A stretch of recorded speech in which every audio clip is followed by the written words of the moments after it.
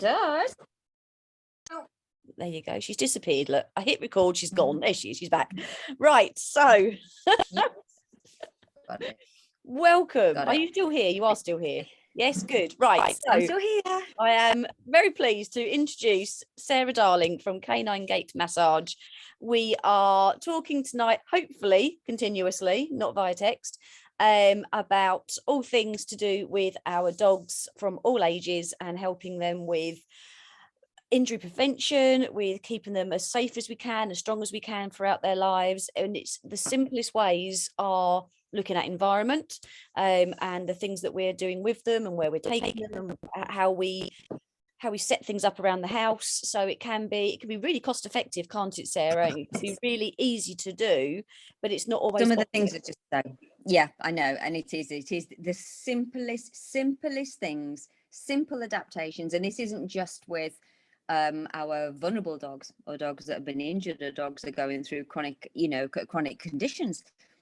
This is like from the get-go, because from the get-go, these things can start, you know. And so if we kind of like just take a look in a general perspective of the things that are actually that we can do to help slow down a progression, you know, of about a deterioration, you know, because we all kind of get this wear and tear things going on, but then there's a bunch of old things that go in the mix as well.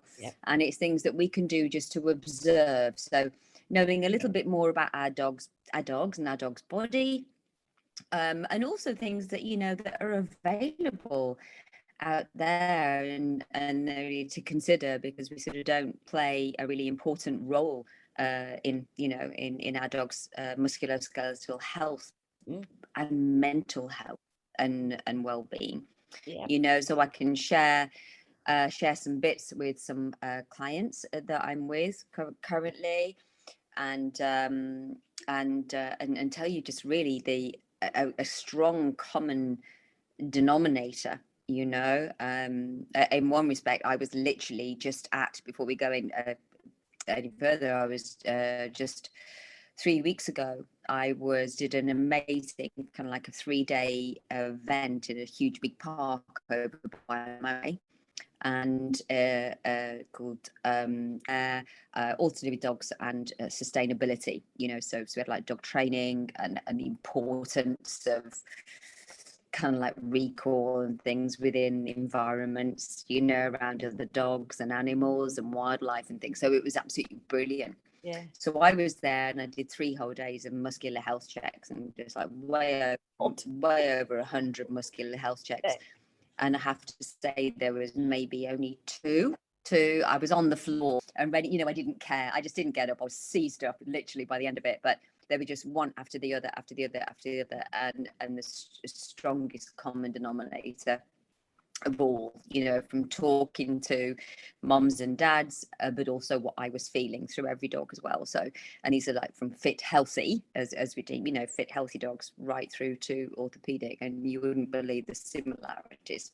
So, you know, we can have a long chat, so I can just share my experiences and knowledge as well. So, you know, there's nothing serious about what we're talking about, because our dogs are just the most amazing creatures, and they cope so well in our environments, but then so well in our environments, and things that we do to adapt, that we change as we change or get older, or we change through our life to adapt to our second part of our journey and things that we do, you know. So we do as well. I think we forget just how similar in so many ways that we are. And just while you're there, can I ask right now, I'm on my Apple Mac. If anybody there is good with technology, so but do you know when you use your mobile phone, you know, when you use your mobile phone and then it goes to sleep for a bit and it goes dark and you have to click it again to go on? This keeps doing that, and I have to keep pressing it so I don't lose you. So on a computer it wouldn't do that, but it's almost got like a sleep mode. Is anybody techie that who knows Apple that could just tell me, how do I stop it? You should be able to It go is. It's got to into, be a settings. yeah, into your actual settings. So if I go on to settings on here now, on this What it's in. Apple Mac, obviously, I same don't as know if that. it's So I'm not in. going to I don't think I'll lose you if I go into this. Will I lose you? We're still No, I don't want to risk it. Do you know, I think I'll just keep pressing it for now. okay. I'm not going. I daren't Yeah, it should just take be. off this screen. I might. I'll just That'll keep. be I'll it. do it. I'll That'll do be it it. for next time. Okay. Oh, good Lord. I'll talk you through it another Apologies, time. folks. Right. Yeah. Because I'm all everything I've got's Apple. It's all Apple. Cool. So, question for you. I haven't really, theoretical question.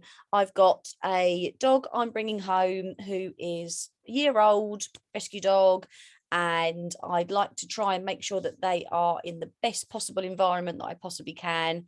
But I don't know what I'm doing, and all of my floors in my house, I've got a house, I've got stairs, I've got laminate flooring everywhere.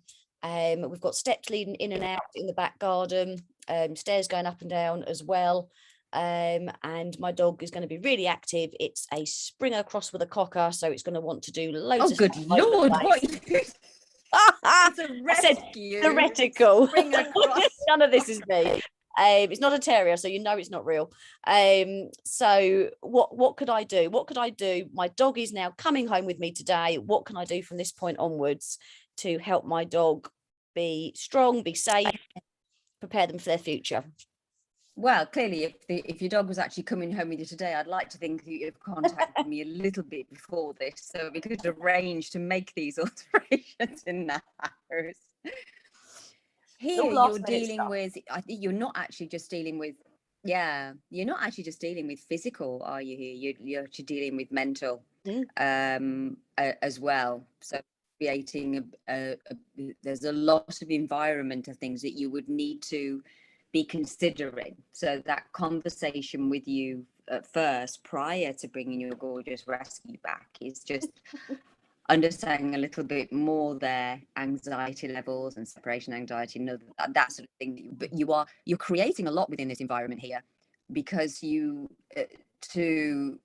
for their mental health, you are going to be wanting to make sure that you've got areas not only that are safe for the dog, but very calming and relaxing, in areas that they can go and to relax away from noise and hustle and bustle, because we don't know there's anything going on. So just purely from, say, like a healthy sort of dog, a healthy-ish dog with no significant issues, but mentally, yeah, for one, that side of it, we want to create some, private areas, safe areas where they can just go and chill and relax and stay calm, a calm environment. But as far as areas to reduce the risk of injury, you are going to be looking around the whole house. First of all, where are they going to be allowed to go?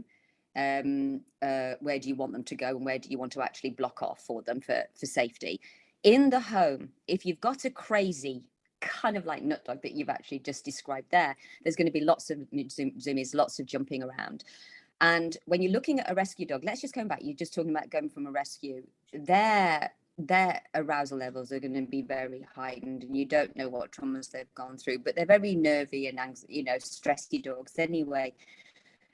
So there may already have an awful lot of tightness and contracture around their body, and their stress levels are going to be quite high. So you put that in an environment that a lot of traction. So you've got slippery floors, they're going to be slipping everywhere. And when you look at the muscular system, when we have these like concussional forces and slips and slides and tears, you get these little micro tears within the muscle fibers. And not only that, big slips, abductional slips or adductional slips on floors, they can cause like tears, so you've got ligament or muscle tears, and strains, and sprains. And that's just on a healthy dog. You're looking at a dog that maybe already has vulnerabilities, whether they've got orthopedic conditions, like luxating patellas, hip dysplasia, osteoarthritis. This makes it obviously even more dangerous for them. So if I was just to say an environment, let's just look at a good environment on laminate flooring. You want to make sure that you have non-slip, like rubber back matting, and not just little small ones, because you want them strategically placed throughout the home of where they are likely to be running around, especially around corners, whether they're landing from or whether they're jumping from. And obviously that's a whole new conversation, but let's just say, so coming in from outside, you would definitely want a mat. If you've got laminate or tile flooring, wooden flooring, you would want a good size mat coming in from the outside, so they have traction. Remember, they come running in from a patio, from decking, from garden. They got moisture on their paws, or it's been raining. They'll come running in and they'll skid. So you want a mat coming from there, and then strategically placed. So if they're coming down the stairs onto a laminate floor, never walk down the stairs one step at a time. Come down to the last step and step off gracefully. They generally get to the third step down and then just bonsai. I mean, straight off. And generally our stairs, there's a lot of homes, I don't mind the same, that you get to the bottom and then you generally have to turn around a corner. So dogs don't have they'll go down and then they'll go forward for a long way. They'll generally have to slide or glide around a corner. So you really want a good mat. And now you're all thinking, oh, I just had this new flooring put in. But if you've seen slow motion videos that I've taken of a dog jumping, this is, from a small to medium, small and medium sized dog. In slow motion, I've seen them jump from the laminate flooring onto a sofa, onto something, and their back legs slip away from them. It's only in slow motion, it's slight, but as they leap up, their back legs go like kind of like that, and they slip away. So every time that's happening, you are taking that muscle, beyond its range, and very quickly, especially if it's cold. They're going from a sat stance on the floor. They've just been sat down or laid down, and then they get up and jump. So I would say make sure that there's matting in all strategically placed outside by their bed. They're stepping out from their bed onto. I mean, we talk about this with arthritic dogs or dogs with vulnerabilities, but this is all dogs. I found from the fit dogs that I work with and the agility dogs that I work with, that actually I've seen all dogs get quite nervous on this flooring, and want traction. So to have, wherever their bed is, just to place some matting there so they can step out into that. And then obviously we're looking around the home. You've got this dog coming in, then you are be looking at the breed of dog, the size of dog, the height of the food bowls, where there should be, is it right to be on the floor? Should it not be raised up a little bit? Then you're looking at just like areas of safety, just general safety areas. I can't really think of anything else at the moment, just other than I say, like the matting, where things are in place, not slipping over the food. And then outdoor, outdoor the same as well, with stone chippings and various things. I come across with all that as well. So can I just ask, because food bowls you hear mentioned more and more than we used to sort of 5 years ago. Would that be the same? And I'm not being funny when I ask this, genuine question. No, would it be the same with water bowls? So water bowls can be around the house at regular height on the floor, and generally when you get raised bowls, it's all about food bowls, food bowl.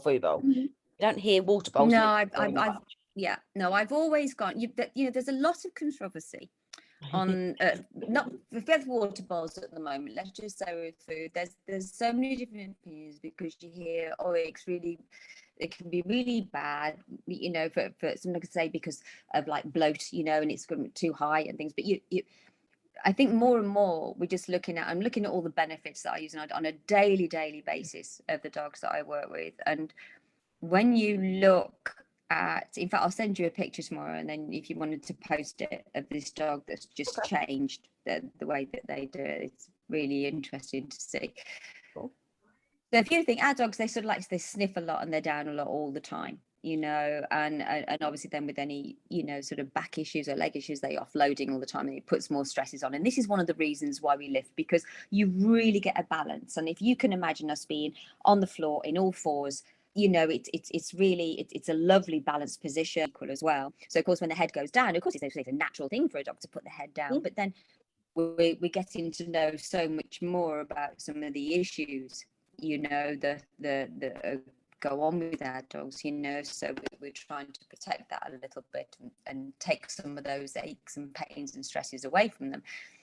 So when it comes to like dogs, we say, well, okay, you know, you've got to be careful. Obviously, some of the larger breed dogs, you know, where they're, you know, they're prone to eat too quick. It's not good for. But then, you know, for that, then you'll be looking, you know, at a slow feeder. Yeah. You know, and ensuring and depending on like how you give their meals, is it just one big meal a day, when you may be splitting it into like smaller meals, you know, and different ways of feeding and different enrichment. So there's so many things. But if you think, generally our dogs get fed a couple of times a day in general, say, you know, once or twice a day, but water they're going to be drinking a lot more. Yep. So if you just think how often they're going to be going down so much more to just twice a day having food, you know, and especially when they've been running around, and especially with the heat coming, you know, as weather gets warmer, they need drink all the time, you know, so, but they need fresh water all the time. So to have that, so I always say to my clients, like, when as soon as they finish the food, if they don't want to get water one back up, and so that water one's there, and while we're on the subject, because we've sort of gone smack into this one, is another little tip. I was just talking to a client today, is actually placing. Now, this is for, we've kind of like skipped ahead a lot, but let's just say, while we're on the subject now, we've got vulnerable dogs. Let's just say that maybe they have arthritis, maybe they have other, you know, chronic orthopedic conditions. And are you having something brought to you? Oh, yeah, I'm having this brought to me, been delivered. It's me. I just said, have you got something being brought to you? Chips. I said, have you had some chips there? Because I've got some. It's Ripper's Chippers, so it's almost chips. She apparently couldn't make it up the stairs herself, so John brought her up. Oh, now everyone's here. So I had no dogs, now I've got all the dogs. All the dogs are here. So all we've got is terrier ears. In it, Rippers. No, terrier ears and eyebrows. Hi. Hello. Yeah. Oh, sorry, darling. I just whacked you in the head with the laptop. Never mind. Right, carry on. So going back to going back to the water bowl, it's just something that was highlighted for clients and dogs that have foregone their water purely for the fact that they're in discomfort and they don't want to get up out of their bed to go and get some water, so therefore they don't have any. So believe it or not, this does happen. And just think about yourself. You're lying in bed, you've got a thinging headache, and you just want to drink, you want a paracetamol, it's downstairs, you won't go, you know, you have to wait till your hubby gets back or something, you know, it's painful, or you've got a bad back or you've injured leg. And it's the same for our dogs, and if they just don't feel well or right, and they're upstairs with you and their water bowl is downstairs, that's a big thing for them to actually make it there, or even if it is in just the next room. So I always do recommend, because you just want to encourage the water. If the water's not there, they won't have it. But the thing is with our dogs is that we have a choice. We can make our choices. You know, we're capable of doing that. Our dogs rely on us to give them everything. Yeah. So if we provide our dogs with choices, then they have a choice to decide whether that's what they want or not, and we'll get to know them an awful lot better, whether we're doing the right thing. You know, it's just create these different things for them and just see which. I would always recommend that if your dog sleeps upstairs if they sleep, the room to where their water and food bowl is, I would always take a water bowl, have them dotted around in those rooms, you know, big bucket outside, one in the kitchen, one in there, just or take one with you. So that would be something I would recommend. But I do like the raised, you know, I use it with all of my clients, and it just helps. It's helped with their digestion. These are feedbacks that I've had as well. It's helped with their posture. It's helped with their balance. From my perspective, it's actually helped with rehabilitation and strengthening, you know, their core stabilizing muscles while they're actually eating. And I'm wanting them to stay in a position for about a minute at a time to strengthen them up. So all these things have really helped. You know, you can utilize that as part of their strengthening program as well, you know. But other than that, which is good. So does that answer your question? We went off piece there, I feel. Does answer the question. No, it does answer the question.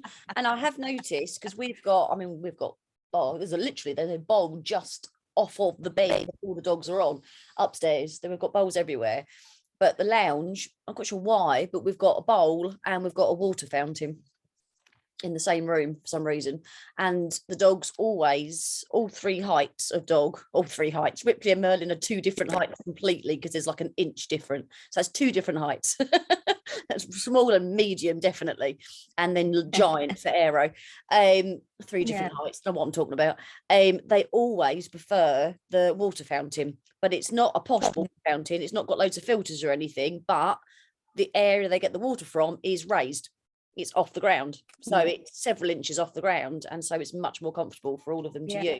And Aero will use the bowl, but she actually drinks better from the fountain. She doesn't spill it everywhere afterwards from the fountain. So that goes to show how much easier it is for her.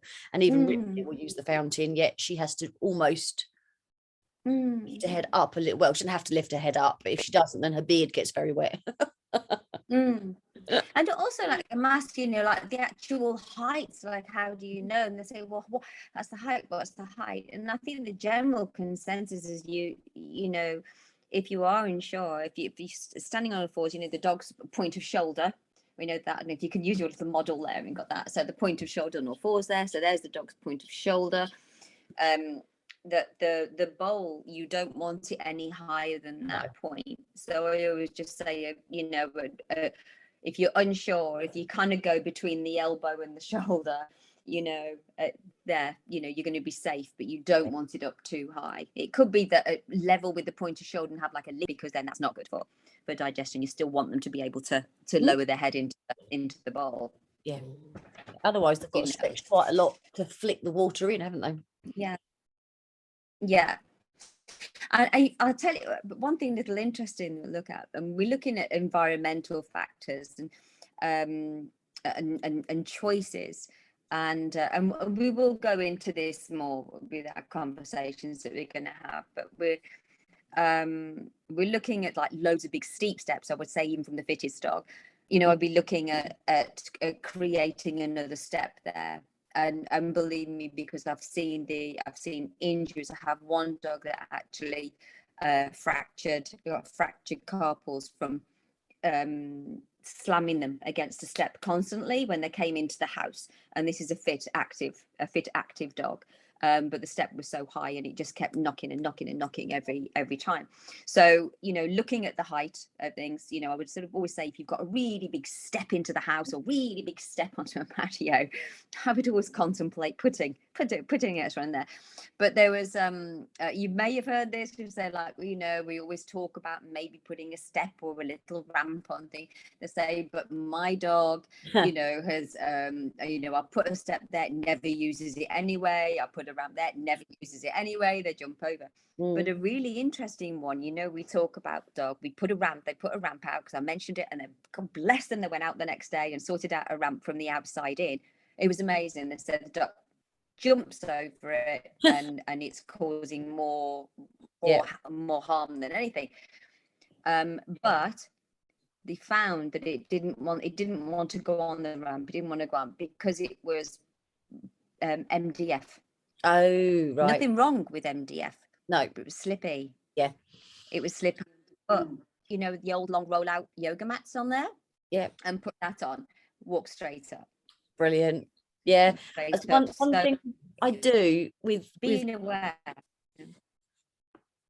sorry, I was going to say one thing I do when we do puppy classes is we have a week where we introduce, I call it a confidence course, but we introduce all sorts of different textures and things, but that includes ramps of different types. It includes getting on stuff, getting under stuff, through stuff while they're young. But the ramp side of things, the dogs love it. They love learning how to go up and down ramps. But so many people don't introduce things like ramps until their dog needs to use it. And then they've don't know how to go up and down a ramp because it hurts already.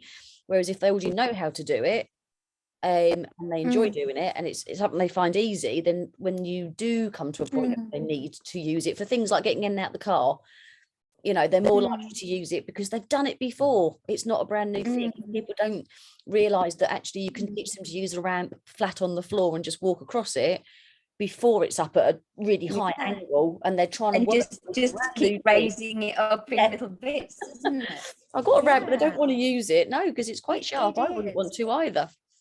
But yeah, you can. But I mean, cars, that's another environment. This is, well, if we're, I think let's go. I think because we've sort of like created this environment. We're boiling now. We're boiling now.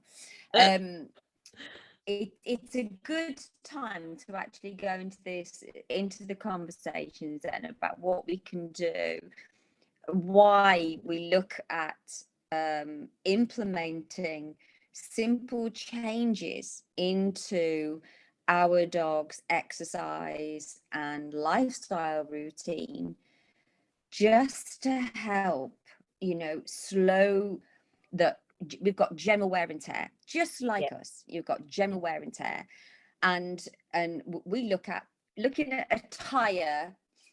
Think of a tire analogy. Look at a tire analogy that we buy.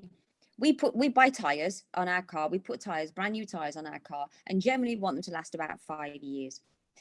Generally about 5 years. But we put them on, and when we look at like a standard wear and tear, okay, so think of this analogy now. We're looking at our dogs. So we're looking at a standard wear and tear. So basically, we know we're going to have the odd little curb scuff. We know we're going to hit the odd pothole. We know we're going to skid a couple of, we're in the cargo miles. That's kind of like a standard wear and tear. Then you get Speedy Gonzales in his fast car on the drive, literally spinning the wheels 100 miles an hour to make the noise so everybody can look at him before he even goes off the drive. So the tires even had a chance to warm up.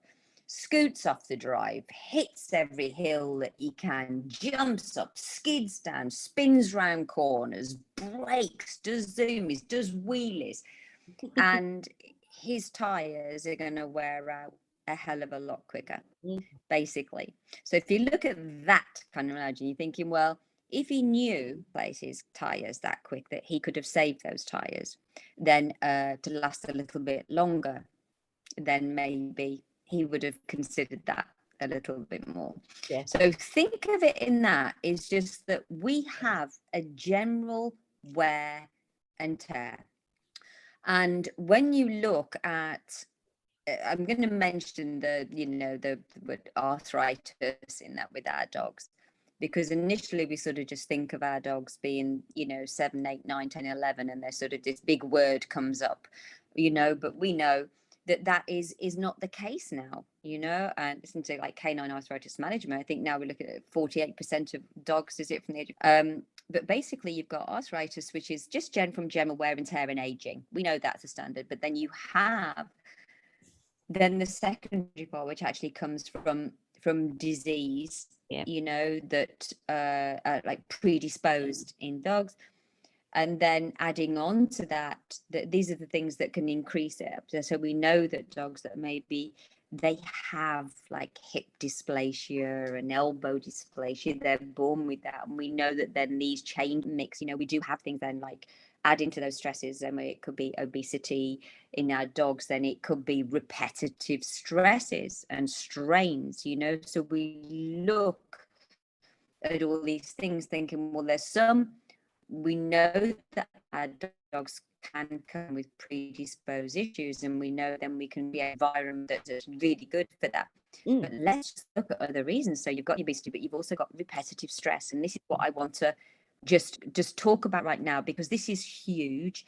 And it's just on a daily basis, and we can't stop our dogs from doing all this and having these concussive things going on and this jumping that, because that's what they do, and they're amazing, fun and playing with our dogs, and it's lovely to see.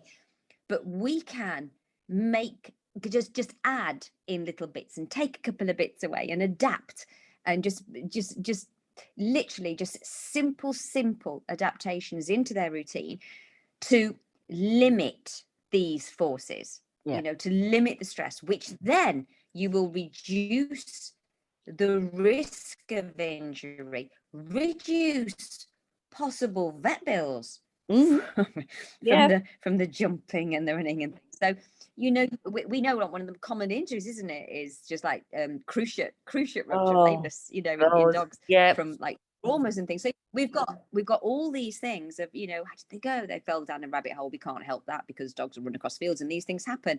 But from continuously jumping off different things, and it accumulates throughout their day.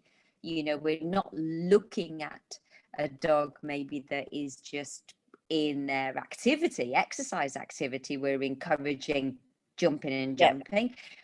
But then it's at home. Is it every time the doorbell goes? Is it time? Then how many times they jump on the sofa?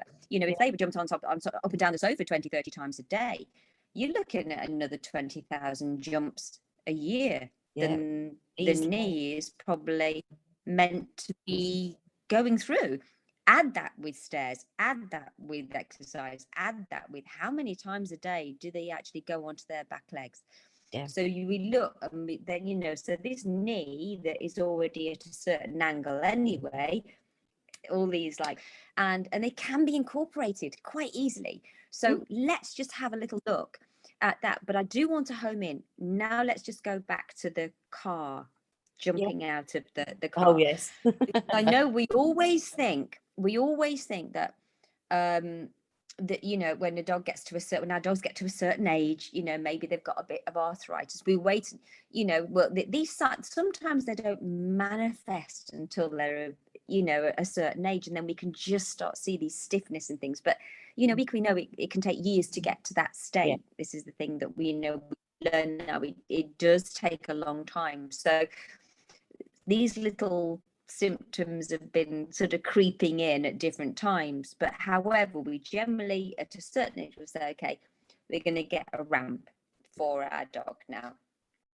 But what I'm saying now is that I would be recommending, especially with a high vehicle that they're jumping out of. And the reason I also want to just let you know that there is a report. I just got that little note because I did this for a talk the other day.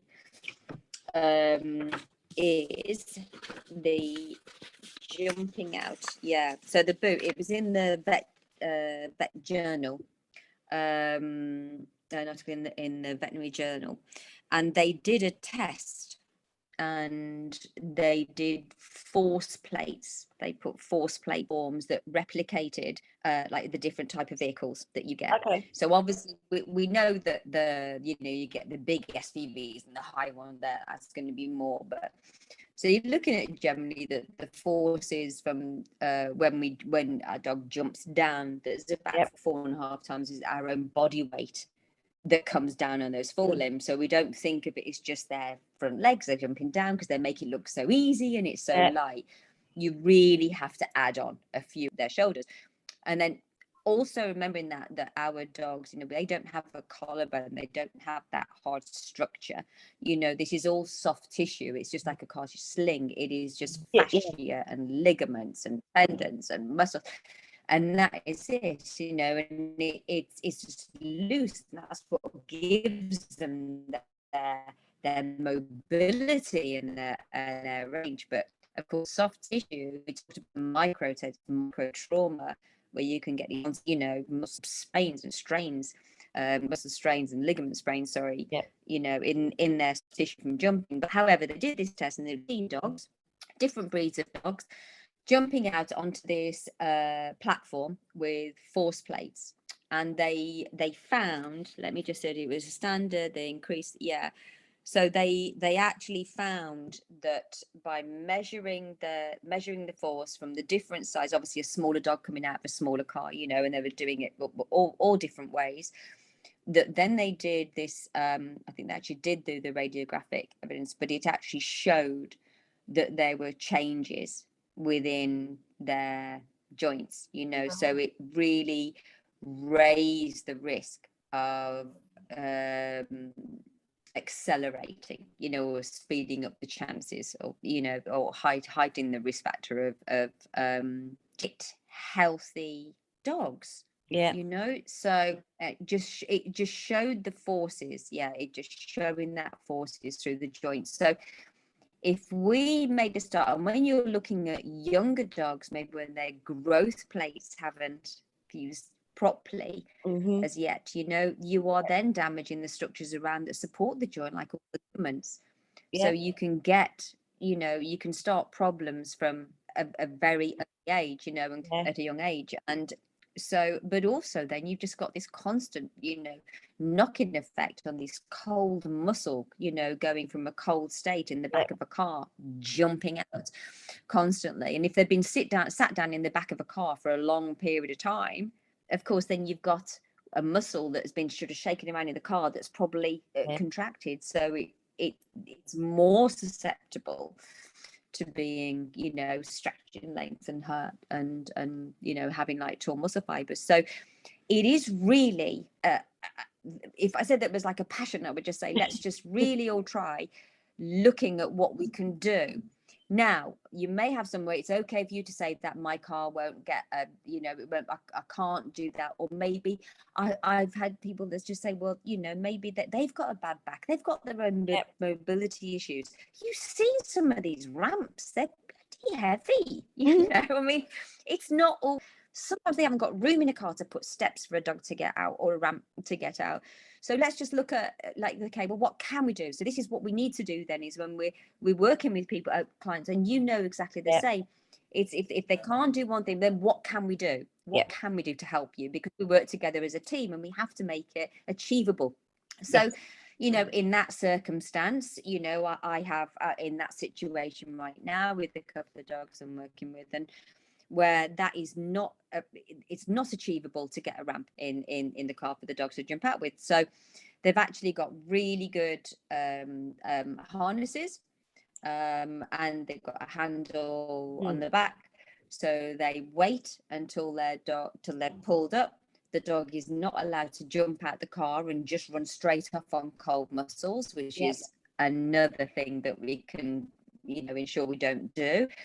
But yeah, so this is make them wait. They hold the back of the same going back in, you know. So there's ways. If you've got a really tiny dog, then you can pick them up, get them to wait, you know, and maybe lift them down. So there's ways of controlling the speed and controlling the forces, you know, and do what you can, and just knowing that if it's a repetitive and a continuous action, that can put these stresses, but can cause muscle, tendon, fascia, ligament injuries to that area, and potentially start to, you know, increase the risk of speeding up joint degeneration, you know. So that is another one. While I'm at the I mean, that's just a good one, but that's something we can all do something about, you know. Right now we can help them, you know, if even if we can't get a ramp, that is something we can do something. That's it. Even if you can't stop them doing a certain thing that might be detrimental to their body, we can do things to reduce it, perhaps, or reduce the amount of repetition, or lower the amount of the height of something that they're jumping down on. Yeah, even if we can just do something towards it, it's beneficial. Yeah, absolutely. So looking at, I've gone straight to these only because it was like there was a report in the like research done, and it was actually published in the vet record. So I thought I'll go with these because these are big things, and we don't always think about them. So the ones jumping out the car, that's one. The other one that I just want to mention is something we can do something about, or aim to, or get that support to do something about, is one of the most commonly reported. It was with the PDCA in a PAW report, called the PAW report. Owners happy dogs was pulling on a lead. And and that it's wearing for us as owners. You want to take your dog for a walk, but they're pulling all the time, and it's just really hard work. So then maybe we forgo the walk because we just can't be bothered to be pulled everywhere, and we're just hearing our dogs kind of like all the time, and it's just difficult. Then the dog comes, and then they pull even more. So basically, a vet that I was talking about saying it's one of the most common things that they see as far as injuries to a neck and stress in a neck is concerned. So basically the talk is that when you talk about, well, what is the best collar to wear? Well, there's no good collar. It isn't about the collar. You've got not lovely collars, whether they're leather, whether they're Velcro, but all these different things that they get. A collar is a collar. And a collar is there, to have a name tag on if you need it on, kind of thing. So basically, the idea is that with that collar around their neck, the ideal scenario is that your dog will just walk on a loose leash next to you and not pulling. That is just the ideal. Well, we know that's not. We know that that's not a fact. So then we look at, well, if a dog does pull, what can we do? So, but in the vet record, there was, and I just wanted to bring this up because it is important, because we seem to forget, and you probably come across this an awful lot as well. But so basically, excuse me for looking down at my notes here. This was in 2020. It was. So what they did, once again, they didn't use this on real dogs. This test wasn't done on real dogs, but they actually replicated the actual collar itself, and then they had was it there? And it there developed joint. So they got the little sensors. So they got sensors applied to a collar on the front of the collar and on the side of the collar. And then they had 3 different forces. So it was on a toy dog, I'd be glad to say. But they did 3 different forces of a very light force. So this is either a dog being pulling, a light force, a medium force, and a strong force, and also a tug. So this is, a human tug pull. And what they found, that in fact all 3 of those had the potential to cause injury. But what they found is that the pressure exerted was enough wrist damage. The study came from forces on a dummy tissue. It showed strain, it could damage to the eye. It got compressed blood vessels, circulation, that. And then windpipe, and of course then and you've got like your thyroid in there, you've got just so many structures in your esophagus and your windpipe, so there's so many areas. But the biggest one was these like contusions, constant pulling on the neck, even just the mildest. So later on, and this goes on for a long time with the dog, but it's later on when a dog pulls on a lead, they're pulling at an angle. They're leaning over one side. So if it's repetitive, it's like on a daily basis, then of course that's putting more stress through on their joints, on their muscles and on their joints. So ideally then you look, okay, if they pull, you don't want to be having it around their neck. If they pull, then you really want to be having a good fitting harness, which is obviously much better. But then ideally down the road is if you have a dog that pulls, then really it's a behavior, it's a trainer and a behavior specialist to help you stop that from happening. Because one, you'll stop having your back and your arm pulled out the socket and a bad back from your dog, and you'll have a much better walk experience. But you'll be able to as well. We're looking for later on, and just things that can really build up, you know, these the stress factors, and it's never in one place, as we know, and it Yeah. you can cause these little cascade of stress lines through a dog's body from repetitive stresses. You know, repetitive stresses, they don't always have to be fast. A repetitive stress could be sleeping the same way all the time, or just a lack of activity. You Yeah. know, Yeah. it's you know, you've seen, like, my mom was a seamstress. You know, she didn't move a lot, but her fingers were doing this all the time, and she got arthritis in her fingers, you know. So you just, it doesn't have to be a big No. leapy all band repetitive stress, but your harness, then you're wanting to be looking at one that has, because this is another repeated stress, where as a muscular therapist, I come across this on a daily basis. And when I did that 3-day event I told you about, I saw a Yeah. lot of dogs with a certain type of harness, Right. and the restrictions that I found in that place, you know. So this is actually quite, if I move, can you still see me if I travel? Oh, Can hopefully. you still see me? At the minute, yes. You can. Oh, Can you still see me? you've frozen up. You got me? I can still hear you. Yeah. Your screen is frozen. Oh, can you see a picture? Not yet. Why is that screen frozen? You got me? No, it will sort itself out. I'm sure. There you go. You're back. You're back. Am I? Yep. You got me? Yep. Yeah. So can you see? Oh yes, I can see a skeleton, and I Can can you see see the harness that will not be named. Yeah, I'm covering up Yeah, because I cover haven't it. put this because of the name of the harness. I'm just looking at the shape, so Yeah. I'm covering up. Yeah. So we This is the just thing. There's so much let's just information out there saying use a harness, not a collar, but there's not as enough information about what you should be looking at. Yes, movement, exactly. you know, let's just look at that. I don't really shouldn't hide that name there.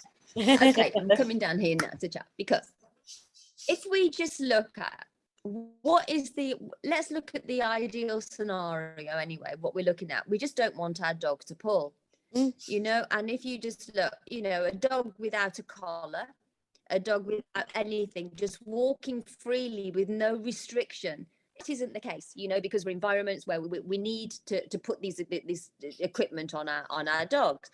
So we just have a look at, just think, well, what can we do then to help our dogs that's going to put them under the least stress and strain, you know, and cause them discomfort. So, and we're looking at our body structure. We know what it's like, you know, having been wrapped up in things and we can't move and we lose that freedom of movement. But when we're looking at a harness, we look at, they're great for protection. We know that, you know, really great for support, great for protection.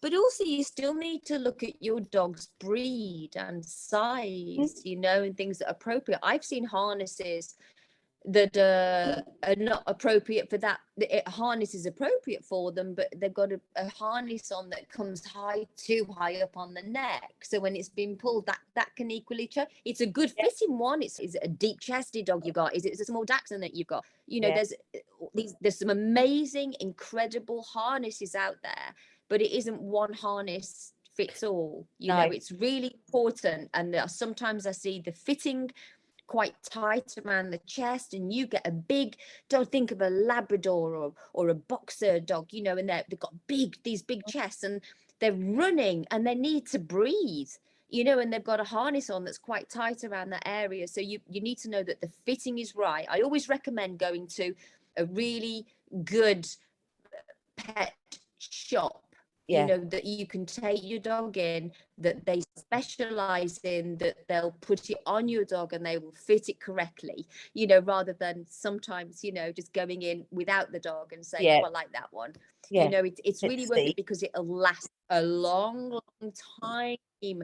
And also, but the fitting is right. I see some where they're being pulled and you've got like 7 inches of space between the top and the dog, you know, when they pull it up and you see this big gap and you think, it's just the chafing and the movement is that I've seen that lots of hair loss and adhesions in the skin just from the harness shifting all the time and being pulled to the side and rubbing the dog, which would be highly irritating and make a dog not want to wear a harness. Going back to the fitting, so you're looking at can you see me? Yep. So here we go. So you've got our scapula here. So we've got that movement. So remember, just all soft tissue. We need that movement. Now our shoulder blade, the shoulder blade moves like this when the arm is coming forward. So there we have that lovely range of motion. And that's something that we look at doing. Let me just get Biggie Doggy down, because I've just got a little harness on here just to show you. So we can see here, you've got a harness on, like a wide front harness. Oh, here, yes. just to show you. So we've got all of that shoulder blade that's out, we've got that room. But it's just showing you the difference is that here, when I just cover up the name, because we didn't see that, because I didn't mean that for to happen, these harnesses are fitted. And the aim around these harnesses initially, remember, they were just like a no pull harness. Yeah. So it's this kind of shape because it stops them. It stops the dog from pulling. So the idea was it's meant to affect the gait, isn't it, to stop them pulling? Yeah. So it's going straight over the shoulder joint.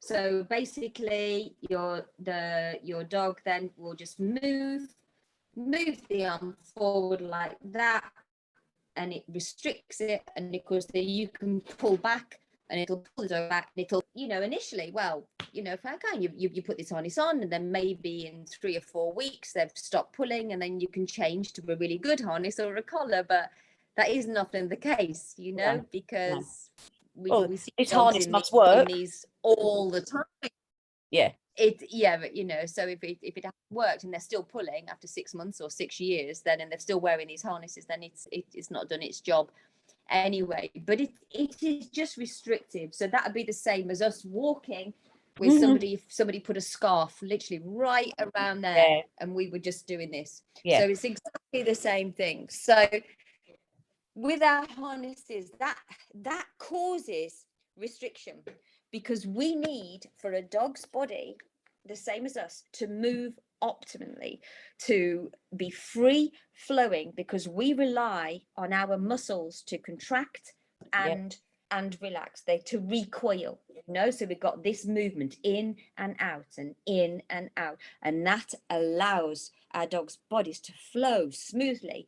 And if a muscle, so our muscles, we want to do this, and if our muscle is only allowed to do this, then you're going to lose that, and you can just get contracture and tightness, and then you add all the concussional forces and the pulls and the tugs and the things, and this is going to jumping and everything as well, all this tightness. You just, and then you get restrictions. That in itself then restricts blood flow, then you get a buildup of metabolic waste, because you just don't get the lymphatic flow through properly, so you get just restricted, and then adhesions for me, and then you get fascia restrictions, which is a whole new kettle of fish to talk about. It can just go on and on. We've done this before, and it's like going down a rabbit hole with us, but it is just, we have so many things to think about. But if we're looking at two of those things, the jumping out of cars, and think of then the harness. Okay, so they're two things that I think are really important, as far as just we do every day. We do every day. And then of course, then we just go on to the same things like we mentioned about the laminate flooring. That's a constant thing that just goes on every day. We see it on YouTube videos, dogs been slipping everywhere.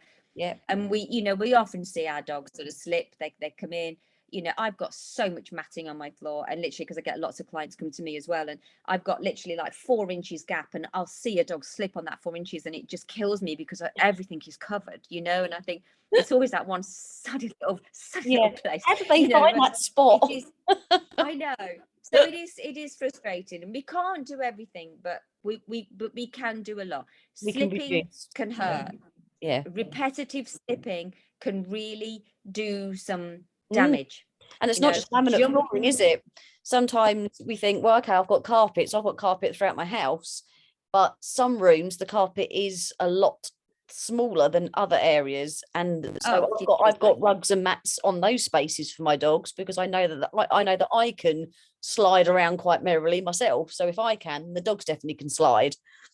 yeah, no, absolutely. I mean, you're absolutely right on that, actually, and that's something I will, I will actually put in my talk when I'm talking to my clients, because I just, I tend to forget this. I concentrate so much because it comes up so much Yes. with their tasks. But you are absolutely right with that. So it's just be observant with your dog. Where do you see them slip? Where does that happen? And if it happens up in there, then that's where you want it. We're not asking, say, to cover everything. We're just saying that these, what can we do? They don't ever have to not jump. They don't ever have. We minimize some of these risks. So we have that. We've got the jumping. We've got the laminate flooring. I've got here, just so I didn't forget, the steps. Yeah. So think of jumping out the car regularly mimics jumping on and off the bed. You're looking at a platform, so let's not just think of it as car. Think of the height of that car is just the same as a bed. And I see little Frenchies and pugs and little poodles and cockers and things constantly jumping off high beds and having big problems. So, and lots of injuries and things, and remembering that a lot of dogs are vulnerable. When we're looking at think of your dog and be and take into consideration the breed of your dog. And I'm sure you agree with me here, Joe, as well. When you look at your dog and your breed, know your breed and the predisposed issues that come along with that breed, things that may never even come to anything, but know the potential. Do you have a dog that is more susceptible to cruciate disease? To that? Do you have dogs susceptible to inherited disease? Do you have a dog? And know then that these exerted forces, or lifestyle things that we sadly we can environment, these environmental effects that we can put onto our dogs. That you just Sarah, the sound's starting to go a bit weird for some reason. So we're missing. I've got you, but we're missing segments. Yeah, I'm missing it on you actually as well. Okay, yeah. If I talk slowly, shall I go sounds like syllables? Need a little whiteboard next to us so we can put some notes. Moving. Sounds like. I know. So I'll go slow. I'll tell you what. Yeah. So that's okay. So we've got jumping out of a car mimics jumping off the bed. So remember, you're just looking at platforms. For a small dog, jumping off the sofa will be the same as a big dog jumping out of a huge SUV. It's like jumping out of a 2-story window for us for these. So be aware of the size of your dog, the platform they're jumping off. What can you do to maybe prevent them? If you don't want steps, if you don't want a ramp, if it's not feasible for you to have them, what can you do? Can you stop them from going up? Control the speed that they get up. Make sure that they sit until you're ready to pick them up if they're a small dog, and then lift them up and put them back down. And just help and support. If you can't provide these things because your environment is too small, it's not appropriate, what can you do? Once again, it is just more of a wear and tear. Think of that tire analogy. The more you put on it, So is it viable to put a stair gate at the bottom? Control how often they go up. If they go up with you, just make sure it's with you. Don't give them freedom to go up and down, because they may be fit and healthy now, but if you've got a dog with arthritis, with vulnerable joints, then going up and down the stairs freedom, it's putting them in a situation where they can potentially cause a risk of injury, and pain and inflammation, and exacerbate a condition that they already have. So if you've got stairs, can you put a stair gate up? Or can you make sure that you control their speed as they go up and control their speed coming down? Train them to do that. Pop a harness on them. Take them up slowly. Let them know that you can do this activity, but you need to do it this way. You teach a dog so many times to do something, then they'll do it. You can teach dogs to do this, so it's important. So that is a good one. So let's look now. So we've got the jumping out, we've got the slipping on the floors, we've got the harness. Just simplest thing you do is go and get a new harness tomorrow. If you're not sure, go and get advice with this. Go and get a trainer. Get the pulling under control. You'll save your back, your arm, but your dog's longevity, and pain state. So we've got that. Ball throwing, jumping up and down constantly, the sticks, frisbees, ball. Think of the knees, think of the constant repetitive stresses, the cruciate ligament, the knee slamming down constantly. You've got that wear and tear, and I see it day in, day out, where you've got these twists and turns. And when we look at repetitive stress, think, oh, well, you're talking about agility dogs and my dog doesn't do that. Well, if your dog's going out and you've got a ball chucker and you're throwing it and you're throwing it and you're throwing it, or you're just throwing a ball constantly or a stick constantly, well, then your dog is actually doing agility. But the difference with agility dogs is generally that they're actually fit, they're active, they're trained, they're warmed up. They go and see McTimmons, they come and see people like myself, muscular therapists. They're kept in shape, they're helped, to rehabilitate from any injuries. Our dogs don't, they're at home, they're waiting for us to get back. We take them out for a walk.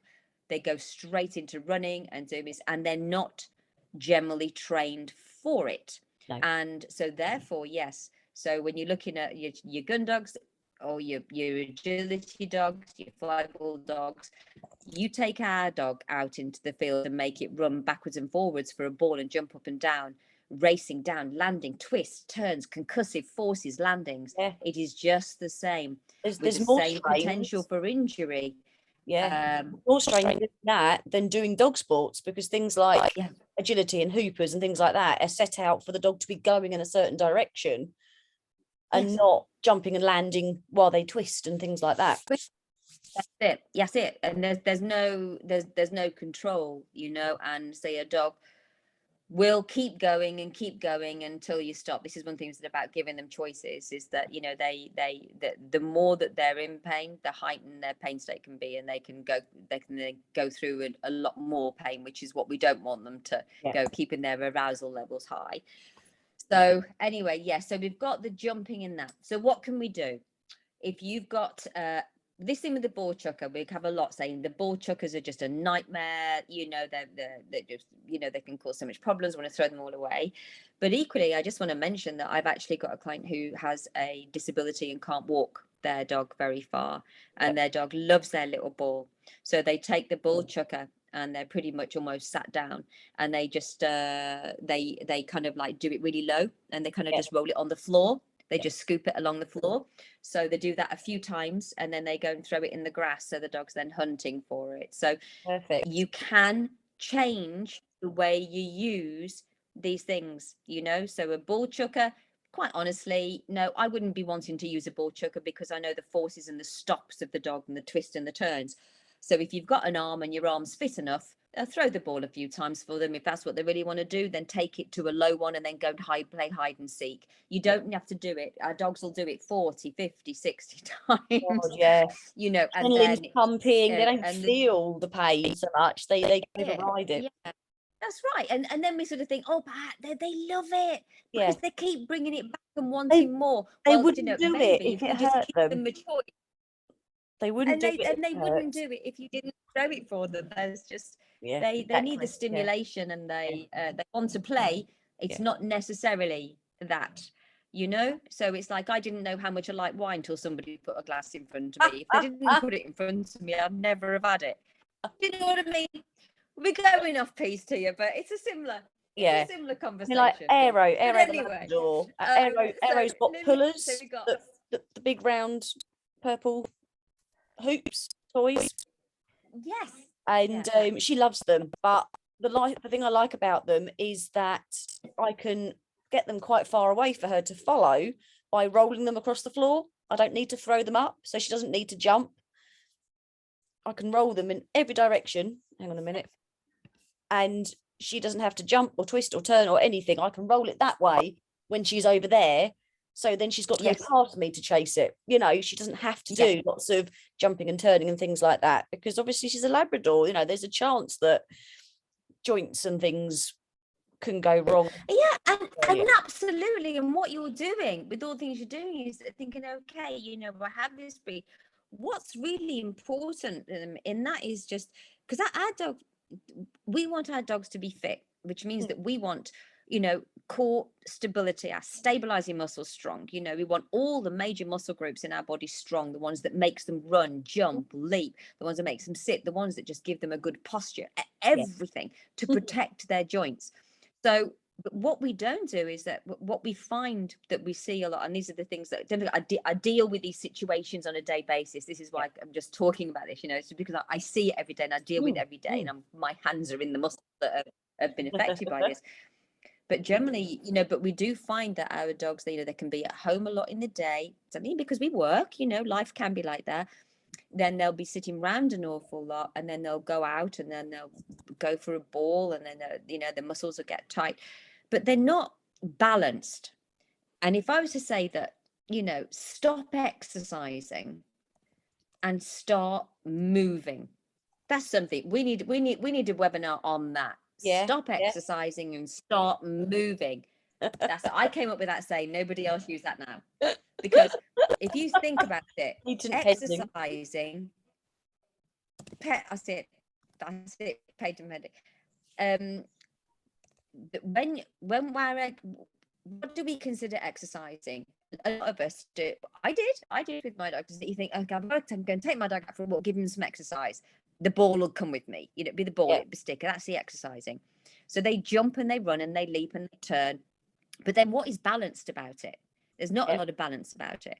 Very rare do we walk with our dog, and throughout a half an hour walk or half an hour exercise out, say, that 10 to 15 minutes of that is walking, is them stepping over logs or walking in a balanced gait. Because generally what happens is that, you know, they've got a little bit of soreness or stiffness, and then they've started this cascade of maybe offloading to different limbs to move away from discomfort, to maintain mobility, that they'll just keep continually offloading and they lose the balance. So by slowing our dogs down, you can get them to do more in a controlled way. So here, this is another tip. When you're out with your dog, you for an hour walk, at least take a good 5 minutes of that, because dogs are trot most of the time anyway. It's, you know, nice energy efficient gait, but a good 5 minutes of that into walking. Let them sniff, let them walk, keep it balanced, keep them closer to your side, make them walk one leg after the other, you know, using those individual muscle groups and creating a balance, you know. But also think of wanting to train them and increasing the strength and the balance within those muscle groups. Because like I said, they're sitting at home all day, then we'll take them out running ragged to tie them out. I need to strengthen their back. I need to strengthen their elbows. I need to, you know, so look at the muscles around this. This is where we take advice, you know. Just if you just think, like, you know, we say, oh God, there's so much out there, I can't afford it, you know, I've got to get this. Well, you know, honestly, if you just got that advice early on, get the trainer, have a couple of 3 sessions, blah blah, so much money, get someone to, you know, like do what we were just saying, get the exercise bit sorted, get this, what does my dog need, you know, get someone then like myself to go through all the muscles, make sure that tensions are out, and help maintain this muscle health and performance, and find restrictions before they're there, you know, help ease these inflammations and pain and tensions that can develop in our body, then believe me, it would save a lot of cost going forward, you know, because of potential issues that we'll have. You know, it's just so minimal. I mean, just like, even like, so think what you do, you know, and then coming to you and learning how to, you know, say, control the dog, but having, you know, doing this training in this environment that is safe and structured for a dog's body, you know, to be balanced. And so you're physically working the body, but it's just so enriching and stimulating, and you've got this balance all around. And this is what we want. So let's go on the list, because I was going to get through this without overloading everybody here. So we've got the mats, we've got the ramps, we've got the ball throwing. Yeah. So keep it down. Hide and seek, enrichment, scatter food in the garden, stop that initial darting out from the door, you know, just do all these lovely enrichment things. But what can you do to prevent that repetitive concussive forces? Okay, so we've got the stair gate on that, reduce the stair ones. Yeah, the warming up.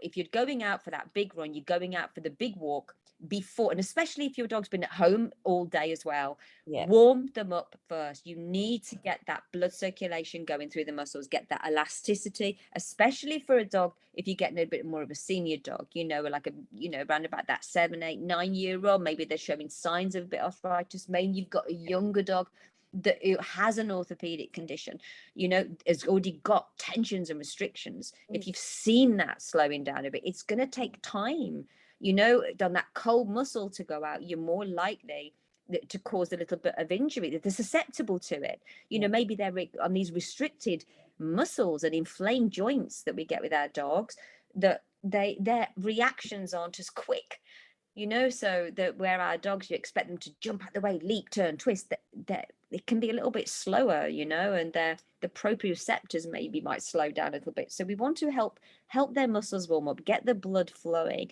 and also so keeping them on leash for, say, if able to, a good kind of like 5 or 10 minutes before you let them off. Give them time to warm up, you know, a light walk, going into a bit of a little light jog, you know, even take them round in some big figure of eights or big zigzag kind of movements. So, you know, you've got this, you're opening up their neural pathway, you know, these messages to the brain saying, these are the kind of moves and actions I want my body to do, and please protect me, you know. And so you just, you know, we're giving the body chance to warm up, you know, physically and mentally. You know, so that's a really good tip, you know. So if they're in the car for an hour and then they go into a park, give them a little bit of a rub down first, gently get them out the car. Don't let them just run off from a cold muscular state. Open the boot, off you go, they jump out and off they run. Do you know you can get immediate spasms on the muscles straight away? You know, you can cause pain and damage to the tissue. So just be aware of that. You know, we think it's okay. We watch our dogs constantly do it at speed. They look so effortless, but we don't always see. If I can really reiterate this, is that sometimes there issues that I see, they don't manifest quickly. Some do, because there's some dogs we can hurt ourselves very quickly, you know, thorn in the foot, a quick sprain, you know, a quick strain, you know, we can do this quickly and then react a bit quick, but they don't. These things can fester and build over a long period of time. And mark our words that our dogs, they've got 4 legs to move around on to maintain mobility. So things aren't quite so obvious.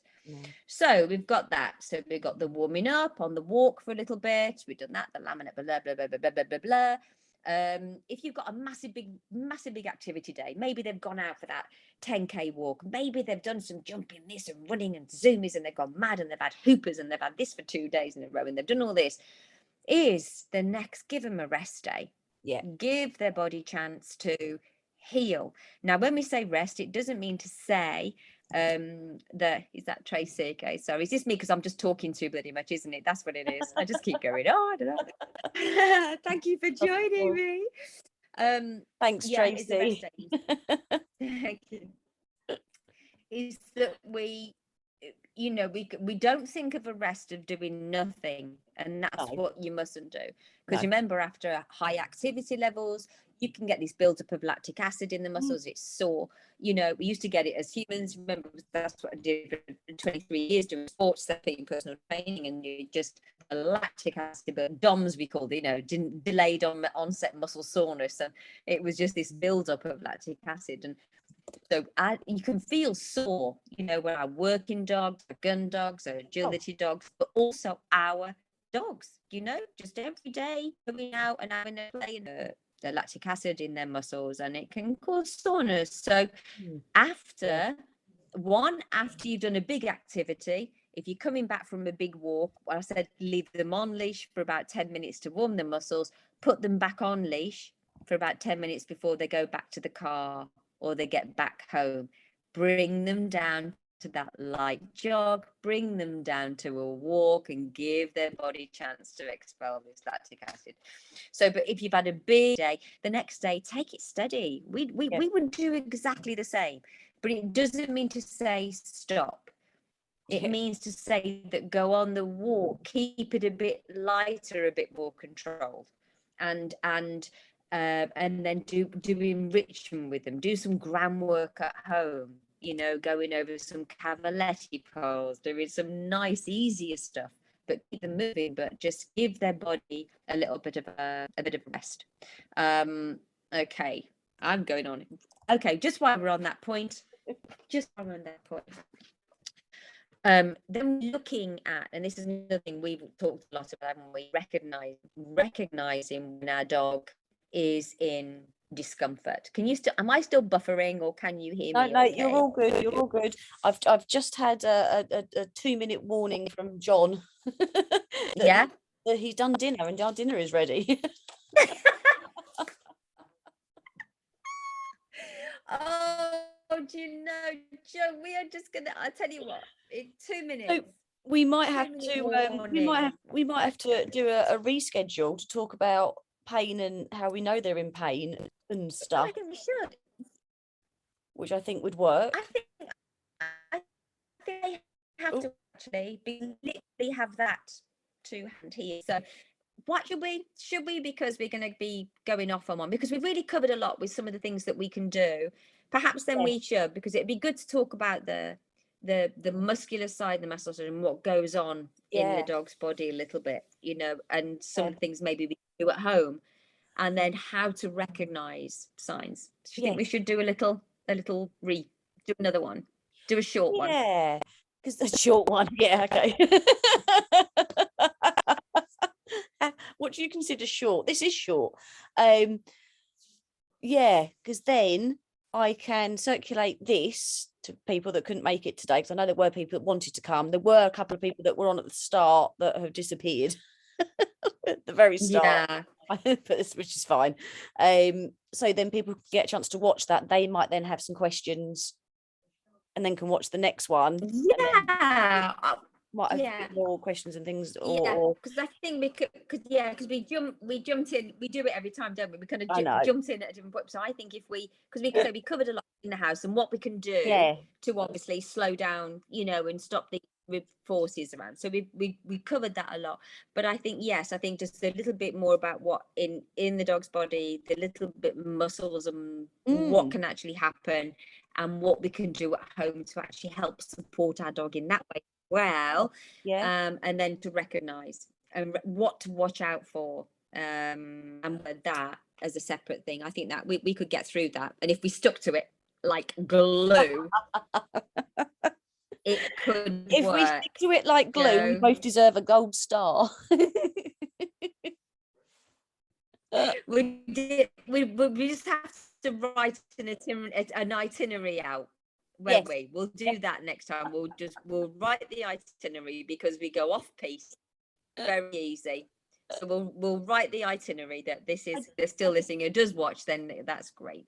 Thank don't you think so we've much. done too badly this time. I think it was obviously it was the technical stuff at the very start didn't help. Yeah, I don't know what was wrong with that. I don't know why it did that. I really don't.